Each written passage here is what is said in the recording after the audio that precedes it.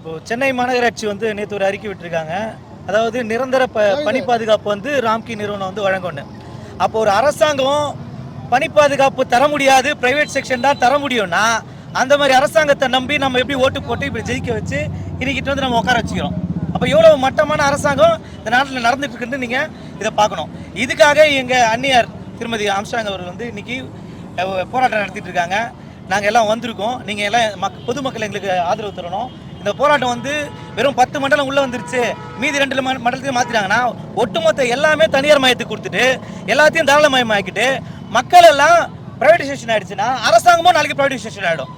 அப்போ அப்படிப்பட்ட அரசாங்கம் நமக்கு தேவையா?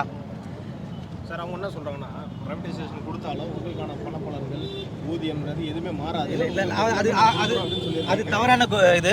ஆல்ரெடி இவங்க பார்த்தீங்கன்னா 21,000 ரூபாய் சம்பளம் வாங்குறாங்க. ராம்கி நிறுவனம் கூப்பிட்டு என்ன சொல்லியிருக்காங்கன்னா ஜூன் இந்த ஆகஸ்ட் ஒன்றாவதுலேருந்து உங்களுக்கு சம்பளம் வந்து 16,000 ரூபாய் தான் உங்களுக்கு கையில் வரும்னு இருக்காங்க. அதை இஎஸ்ஐ பிஎஃப் எல்லாத்தையும் கட் பண்ணாங்கன்னா எவ்வளோ வரும்? 11,000 ரூபாய் வரும். இதே மாதிரி சம்பளத்துக்கு நீங்கள் எல்லாம் வேலை செய்யறதுக்கு தயாராக இருப்பீங்களா? ஒரு கம்பெனியில் நம்ம வேலை செய்கிறோம், மாதம் ஒரு 30,000 ரூபாய் சம்பளம்னு சொல்லி ஜாயின் பண்ணுறோம். அந்த நிறுவனத்தை வேற ஒரு நிறுவனம் வாங்கிருச்சு, இப்போ உங்களுக்கு சம்பளம் இனிமேட்டு கம்மி, 20,000 சம்பளம் நீங்கள் வாங்கிக்கணும் அப்படின்னு சொன்னால் ஒரு மக்கள் எப்படி வாழ முடியும்? இதை வச்சு தான் வந்து பிள்ளைய படிக்க